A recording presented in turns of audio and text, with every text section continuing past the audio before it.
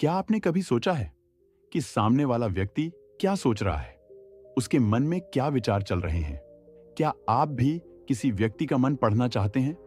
तो इसके लिए आपको कुछ बातों और कुछ नियमों का पालन करना होगा, जो कि आज मैं इस वीडियो के अंदर आपको बताऊंगा।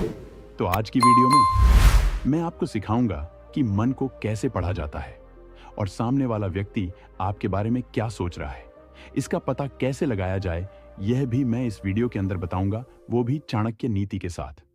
तो वीडियो को पूरा अंत तक देखना, बिल्कुल भी इसकी मत करना, क्योंकि यह वीडियो बहुत ही मजेदार होने वाला है। तो चलिए इस वीडियो को शुरू करते हैं। नियम 1। जब इंसान चुप होता है तब उसका मन सबसे ज्यादा बोलता है। जीवन में हम कई बार लोगों के शब्दों को देखकर उनकी पहचान बनाने की कोशिश करते हैं, लेकिन सत्य यह है कि शब्द कभी कभी भ्रम पैदा करते हैं। असली सोच और भावनाएं इंसान की मौन स्थिति में दिखाई देती हैं। आज हम इसी गहन विषय पर विस्तार से बात करेंगे। जब इंसान चुप होता है तब उसका मन सबसे ज्यादा बोलता है। दोस्तों, अगर आप लोग हमारे चैनल पर नए आए हैं तो हमारे चैनल को सब्सक्राइब कर लीजिए और बेल आइकन को ऑल पर सेलेक्ट कर लीजिए, ताकि आप हमारे एक भी वीडियो को मिस ना कर पाओ और आप चाणक्य नीति को अच्छे से जान पाओ। मौन, मन का दर्पण। मौन कोई साधारण चीज नहीं होती। मौन वह स्थिति होती है जहां व्यक्ति अपने भीतर के विचारों, संघर्षों और इच्छाओं के सबसे करीब होता है। जब हम किसी से बात करते हैं तो हम कई बार अपने शब्दों को छुपा लेते हैं, कभी समाज के डर से, कभी रिश्तों की मर्यादा में, कभी स्वार्थ के कारण। लेकिन जब हम चुप होते हैं तब हम खुद को धोखा नहीं दे सकते। मौन में व्यक्ति स्वयं से बातें करता है। क्या मैं सही कर रहा हूं? मुझे क्यों दुख हो रहा है? मुझे सबसे ज्यादा किस बात की चिंता है? कौन मेरे लिए सच में अपना है? ये सारे सवाल चुप्पी में उठते हैं और यही चुप्पी व्यक्ति को अपने असली मन से मिलवाती है। मौन में दूसरों का मन कैसे पढ़ा जाए? चाणक्य नीति में कहा गया है, यदि तुम किसी को समझना चाहते हो तो उसके मौन क्षणों में उसे देखो। जब कोई व्यक्ति चुप होता है, उसकी आंखें बहुत कुछ कहती हैं। उसके चेहरे का भाव बदलता है, उसका शारीरिक हाव भाव उसका मानसिक द्वंद्व प्रकट करता है। कई बार लोग मुस्कुराते हैं, लेकिन उनकी मुस्कान में दर्द छुपा होता है। कई बार लोग गुस्से में कुछ नहीं कहते, लेकिन उनकी आंखों में तूफान होता है। कई बार लोग मौन रहकर ही अपने मन का सबसे बड़ा निर्णय ले लेते हैं। जो व्यक्ति इन मौन संकेतों को समझ लेता है, वह दूसरों का मन पढ़ने में सक्षम हो जाता है। एक प्रेरक दृष्टांत। राजा अमर और सेवक बलराम। बहुत समय पहले की बात है। राजा अमर बहुत न्यायप्रिय और बुद्धिमान था। उसका सबसे प्रिय सेवक था बलराम। बलराम शांत, कर्मठ और समर्पित सेवक था। वह बहुत कम बोलता था, लेकिन हर कार्य समय पर और पूरी निष्ठा से करता। एक दिन दरबार में एक नई योजना पर चर्चा चल रही थी। सभी मंत्री अपनी राय दे रहे थे, लेकिन बलराम चुपचाप खड़ा था। राजा ने पूछा, बलराम, तुम कुछ क्यों नहीं बोल रहे? क्या तुम्हें यह योजना ठीक नहीं लग रही? बलराम ने कोई उत्तर नहीं दिया। बस उसकी आंखों में एक हल्का संकोच और चिंता दिखाई दी। राजा ने चुप्पी को समझा। उसने बलराम को अकेले में बुलाया और धीरे से कहा, मैं जानता हूं तुम कुछ कहना चाहते हो, लेकिन कह नहीं पा रहे। बताओ क्या बात है? बलराम बोला, महाराज, योजना अच्छी है, लेकिन इससे गरीब किसानों को नुकसान होगा। मैं डरता हूं कि कहीं हम सिर्फ अपने लाभ की चिंता न करने लगें। राजा मुस्कुरा दिया। तुम्हारा मौन तुम्हारे शब्दों से ज्यादा प्रभावशाली था बलराम। इस दृष्टांत से यह स्पष्ट होता है कि मौन भी एक भाषा है, और जो शासक, नेता या आम इंसान इस भाषा को समझता है, वह सच्चाई तक पहुंच जाता है। मौन की शक्ति क्या है? वेंट। मौन आत्मनिरीक्षण को जन्म देता है। जब हम बोलना बंद करते हैं तो सोचना शुरू करते हैं। 2. मौन हमें उग्र प्रतिक्रिया से बचाता है। गुस्से में बोले गए शब्द घाव छोड़ सकते हैं, लेकिन मौन संयम सिखाता है। 3. मौन निर्णय शक्ति को बढ़ाता है। सोच समझकर लिए गए निर्णय अधिक सटीक होते हैं। 4. मौन दूसरों को खोलने का मौका देता है। जब आप चुप रहते हैं, सामने वाला अधिक बोलता है और तब वह खुलता है। 5. मौन मानसिक ऊर्जा को बढ़ाता है। शब्दों में ऊर्जा खर्च होती है, मौन में ऊर्जा संचित होती है। आज के सामाजिक जीवन में मौन क्यों जरूरी है? आज का युग शोर शराबे का युग है। हर कोई सोशल मीडिया पर कुछ कह रहा है, दिखा रहा है, साबित कर रहा है। लेकिन क्या हम कभी चुप होते हैं? चाणक्य कहते थे, शब्दों से अधिक खतरनाक मौन होता है, क्योंकि वह सीधे आत्मा से जुड़ता है। इस भाग दौड़ में हम खुद से कटते जा रहे हैं। मौन हमें दोबारा जोड़ता है, अपने मन से, अपने विचारों से, अपने अस्तित्व से। मन की भाषा को समझना क्यों आवश्यक है? जब कोई चुप होता है तो आप दो चीजें कर सकते हैं। एक, या तो उस पर शक करें। दो, या फिर उसे समझने की कोशिश करें। चाणक्य नीति हमें सिखाती है कि मनुष्य को उसके मौन समय में परखो, क्योंकि वही उसके मन का असली चेहरा होता है। आज जब किसी से बात करें और वह कुछ न कहे, तब उसके मौन में छुपे संकेतों को पहचानिए। क्या वह दुखी है? क्या वह डरा हुआ है? क्या वह निर्णय की स्थिति में है? या फिर वह कुछ छुपा रहा है? आपका यह विश्लेषण आपकी समझ को महान बना देगा। मौन एक कला है और उसे समझना भी एक कला है। जब आप किसी की चुप्पी को पढ़ना सीख लेते हैं तो आप उस इंसान की गहराई तक पहुंच सकते हैं। चाणक्य नीति कहती है, मौन साधक की पहली परीक्षा है। जो इसे पार कर गया वह संसार को जीत सकता है। इसलिए अगली बार जब आप किसी को चुप देखें, उसके शब्दों का इंतजार मत कीजिए, उसके मौन को समझिए, क्योंकि शायद उसका मन उस समय सबसे तेज बोल रहा हो। नियम 2, मन की पहचान उसके लालच से होती है। चाणक्य कहते हैं, जिसे जो चाहिए वही उसका मन दर्शाता है। मनुष्य का स्वभाव उसके लालच से परिभाषित होता है। दुनिया में कोई भी व्यक्ति सिर्फ दिखावे से नहीं पहचाना जा सकता। असल पहचान तब होती है जब आप जान लें कि उसे किस चीज का लालच है। लालच एक ऐसी भावना है जो इंसान के मन की गहराई, उसकी प्राथमिकता और उसका चरित्र खोल कर रख देती है। इस स्क्रिप्ट में हम जानेंगे चाणक्य नीति का इस विषय पर क्या कहना है, लालच का मनोविज्ञान, एक प्रेरक कहानी लालच से पहचानने की कला, और अंत में जीवन के लिए महत्वपूर्ण शिक्षा। चाणक्य नीति क्या कहती है? लोभम मूलम पापस्य, अर्थात हर पाप की जड़ लालच है। चाणक्य कहते हैं, जिस व्यक्ति को जिस चीज का लोभ है वह मन से उसी का दास बन जाता है। अगर किसी को धन का लालच है तो वह उसके लिए सब कुछ त्याग सकता है। अगर किसी को सम्मान का लोभ है तो वह हर समय स्वयं को ऊंचा दिखाने की कोशिश करेगा। अगर किसी को प्रेम पाने की लालसा है तो वह दूसरों की भावनाओं के लिए तरसेगा। इसीलिए लालच एक दर्पण है जो किसी के मन की छवि को उजागर करता है। लालच का मनोविज्ञान। लालच यानी कुछ पाने की प्रबल इच्छा। यह इच्छा तब उत्पन्न होती है जब मनुष्य को लगता है कि उसके पास जो है वह पर्याप्त नहीं है। लालच दो तरह के होते हैं। एक, सकारात्मक लालच, पॉजिटिव ड्राइव, जैसे ज्ञान पाने की ललक, जीवन में कुछ बड़ा करने की इच्छा। यह विकास को प्रेरित करती है। 2, नकारात्मक लालच, नेगेटिव ग्रीड, जैसे दूसरों की चीजें छीनने की चाह, हर हाल में जीतने की भूख, झूठ और धोखे से लाभ उठाने की प्रवृत्ति। यही नाश का कारण बनती है। चाणक्य नीति इन्हीं नकारात्मक लोभों की चेतावनी देती है, क्योंकि वही मनुष्य के पतन का द्वार खोलते हैं। प्रेरक दृष्टांत, सेठ हरिदास और उसका बेटा मनोहर। सेठ हरिदास बहुत धनवान व्यापारी था। उसका बेटा मनोहर पढ़ा लिखा, सुंदर और बुद्धिमान था, पर एक दोष था, लालच। हरिदास अपने बेटे की परख करना चाहता था कि वह उसके बाद व्यापार योग्य है या नहीं। एक दिन उसने 3 व्यक्तियों को बुलाया। 1, एक गरीब किसान। 2, एक साधु। 3, एक चतुर व्यापारी। और तीनों के सामने मनोहर को बिठाकर कहा, इनसे व्यापार, सेवा और सलाह लो, फिर बताओ तुम क्या समझे। मनोहर ने तीनों से बातचीत की, पर उसका मन व्यापारी की संपत्ति में ही अटका रहा। उसने कहा, साधु और किसान से मुझे कुछ नहीं मिलेगा, लेकिन व्यापारी से लाभ हो सकता है। हरिदास मुस्कुराया और बोला, बस यहीं से तुम्हारे मन का लालच प्रकट हो गया। तुमने ज्ञान और सादगी को छोड़ सिर्फ धन को चुना।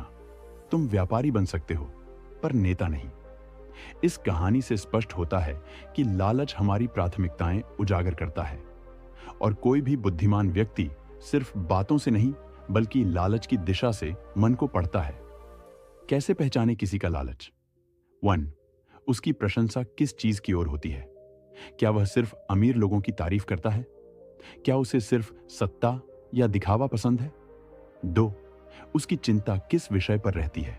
क्या वह हर समय पैसों की बात करता है या प्रतिष्ठा खोने से डरता है? 3. वह किन लोगों के करीब रहना चाहता है? क्या वह सिर्फ सफल लोगों से जुड़ना चाहता है? क्या वह स्वार्थ से रिश्ते बनाता है? 4. छोटे लाभ के लिए क्या वह गलत मार्ग चुनता है? क्या वह जल्दी अमीर बनने के चक्कर में धोखा देने को तैयार है? इन संकेतों से आप जान सकते हैं कि उसके मन का लालच किस दिशा में है। लालच की तुलना और परिणाम लालच प्रारंभ में, अंत में धन का लोभ समृद्धि की चाह शांति खो जाती है। प्रतिष्ठा का लोभ सम्मान की चाह, अहंकार का जन्म, मोह का लोभ प्रेम पाने की चाह, दुख और बंधन शक्ति का लोभ नियंत्रण की इच्छा, अकेलापन और द्वेष चाणक्य कहते हैं। लोभी व्यक्ति कभी संतुष्ट नहीं होता और असंतोष ही दुखों की जननी है। व्यवहार में इसका उपयोग कैसे करें? 1. व्यक्ति को जानने के लिए उसके लालच की दिशा देखें। उससे ज्यादा उसके चयन और प्राथमिकताओं को समझें। 2. रिश्ते बनाते समय यह पहचानें कि सामने वाला किस लोभ से चल रहा है। अगर वह आपको इस्तेमाल करने आया है तो उसका लोभ जल्दी ही प्रकट होगा। 3. खुद के मन का परीक्षण करें। खुद से पूछें, मुझे किस चीज का सबसे ज्यादा लालच है? क्या मैं अपने लालच के लिए नैतिकता छोड़ सकता हूं? अगर जवाब हां है तो सुधार जरूरी है। चाणक्य नीति का यह नियम कि मन की पहचान उसके लालच से होती है, हमें सिखाता है कि किसी भी व्यक्ति की गहराई से पहचान सिर्फ शब्दों से नहीं, बल्कि यह जानने से होती है कि उसके दिल में सबसे अधिक लालसा किस चीज की है। याद रखें, लालच दिशा देता है, लेकिन अगर वह विवेकहीन हो जाए तो वही विनाश भी ला सकता है। जो इंसान अपने लालच पर नियंत्रण पा लेता है, वही अपने मन का स्वामी बन जाता है, और जो लालच के पीछे भागता है, वह एक दिन अपना अस्तित्व भी खो देता है। नियम 3. मन पढ़ने के लिए ध्यान आवश्यक है। चाणक्य कहते हैं, दूसरों का मन पढ़ना आसान नहीं, लेकिन असंभव भी नहीं, परंतु यह तभी संभव है जब तुमने पहले अपने ही मन को पूरी तरह से पढ़ लिया हो। आज की दुनिया में हर कोई दूसरों के मन को समझना चाहता है। बॉस क्या सोच रहा है, साथी सच बोल रहा है या झूठ, कौन अपना है और कौन स्वार्थी। तो तुम किसी और का मन कभी नहीं समझ सकते, और कुछ न का मन पढ़ने के लिए ध्यान से है। तो चलिए कि आखिर ये ध्यान क्या है, ये मन को पढ़ने में कैसे मदद करता है, और चाणक्य नीति इसमें क्या कहती है। मन पढ़ने की सबसे बड़ी बाधा अशांत चित्त। हम सभी के भीतर विचारों का एक सतत प्रवाह चलता रहता है। क्या होगा कल? लोग मेरे बारे में क्या सोचते हैं? मुझे ज्यादा पैसा क्यों नहीं मिल रहा? मैं सफल क्यों नहीं हो रहा? ये सारे विचार हमें दूसरे के विचारों को समझने से रोकते हैं। एक अशांत मन खुद ही भ्रम में रहता है, हर चीज को अपने दृष्टिकोण से देखता है और कभी निष्पक्ष होकर किसी दूसरे की बात समझ ही नहीं पाता। इसलिए चाणक्य कहते हैं, चित्त की शांति ज्ञान का द्वार खोलती है। जब तक तुम्हारा अपना मन शांत नहीं होगा, तुम दूसरों के मन को अनुभव या संकेत से नहीं समझ सकोगे। ध्यान क्या है? ध्यान का अर्थ सिर्फ आंखें बंद कर बैठ जाना नहीं है। ध्यान एक ऐसी प्रक्रिया है जिसमें हम अपने विचारों को देखने लगते हैं, अपने मन की हलचलों को समझने लगते हैं और एक समय के बाद उनसे ऊपर उठने लगते हैं। चाणक्य कहते हैं, ध्यान आत्मा का संवाद है। ये शब्दों से नहीं, मौन से होता है। ध्यान में व्यक्ति पहली बार खुद को बिना मुखौटे के देखता है। प्रेरक कहानी। चाणक्य और बालक अर्जुन। एक दिन आचार्य चाणक्य अपने शिष्यों को ध्यान का अभ्यास करवा रहे थे। सभी शिष्य शांत होकर ध्यान की स्थिति में बैठे थे, लेकिन एक बालक अर्जुन बार बार आंखें खोल रहा था। चाणक्य ने उससे पूछा, क्या हुआ अर्जुन, मन शांत नहीं हो रहा? अर्जुन बोला, गुरुवर, मेरे दिमाग में ढेरों विचार आ रहे हैं। मैं चुप बैठा हूं, लेकिन ध्यान केंद्रित नहीं कर पा रहा। चाणक्य मुस्कुराए और बोले, तुम्हारे मन की यही स्थिति है अर्जुन। और जब तक तुम इसे देख नहीं लोगे, तब तक तुम दूसरों के मन को कभी नहीं समझ पाओगे। उन्होंने अर्जुन को एक पानी से भरा कटोरा दिया और कहा, इसे बिना छलकाए मैदान पार करो। अर्जुन ने बहुत ध्यान से कटोरा पकड़कर चलना शुरू किया। उसका सारा ध्यान पानी पर था। जब वो वापस लौटा तो चाणक्य ने पूछा। रास्ते में लोगों ने शोर किया, गीत गाए, किसी ने कुछ कहा, क्या तुमने कुछ सुना? अर्जुन बोला, नहीं आचार्य, मेरा पूरा ध्यान तो पानी पर था। चाणक्य बोले, बस यही ध्यान है। जब तुम अपने मन पर उतना ही ध्यान लगाओगे, तब तुम बाहर की सारी हलचलों को पार कर लोगे और तब तुम दूसरों की हलचल भी पहचान पाओगे। ध्यान से मन कैसे पढ़ा जा सकता है? 1. ध्यान से विचारों की गति धीमी होती है। आप दूसरों की बातों को रोककर सुन पाते हैं। 2. ध्यान से अंतर्ज्ञान बढ़ता है। आप चेहरे, हाव भाव, स्वर में अंतर पहचान सकते हैं। 3. ध्यान आत्म मूल्यांकन सिखाता है। जब आप अपनी भावनाओं को समझते हैं तो दूसरों की भी समझने लगते हैं। 4. ध्यान आपको प्रतिक्रिया से मुक्त करता है। बिना भावनाओं में बहकर आप वस्तुनिष्ठ सोच पाते हैं। मन पढ़ने का व्यावहारिक प्रयोग। चाणक्य नीति को आज के समय में कैसे प्रयोग करें? परिस्थिति बाशद बिना ध्यान के प्रतिक्रिया। ध्यान के बाद प्रतिक्रिया।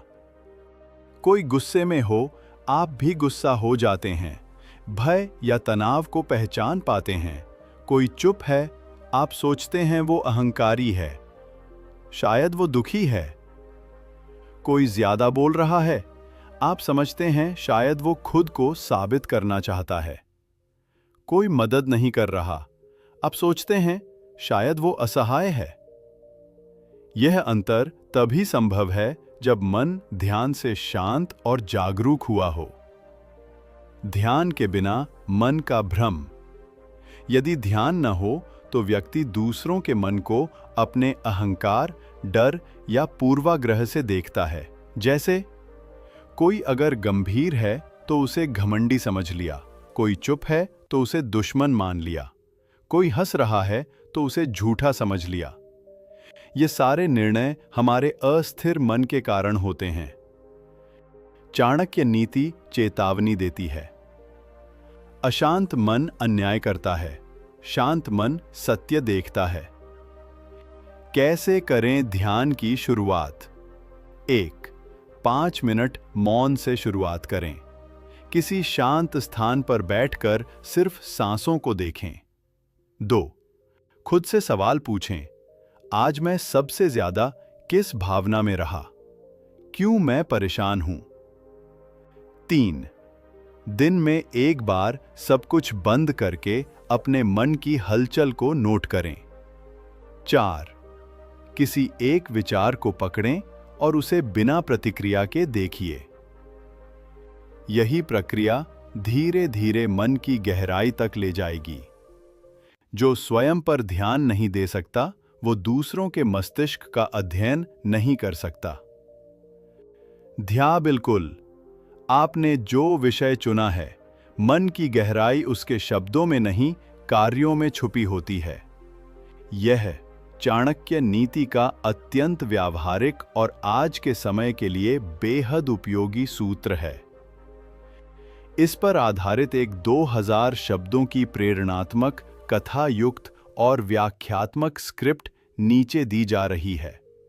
यह YouTube वॉइस ओवर, 11 लैब्स या किसी भी प्रेरणात्मक वीडियो प्रोजेक्ट के लिए बिल्कुल उपयुक्त है।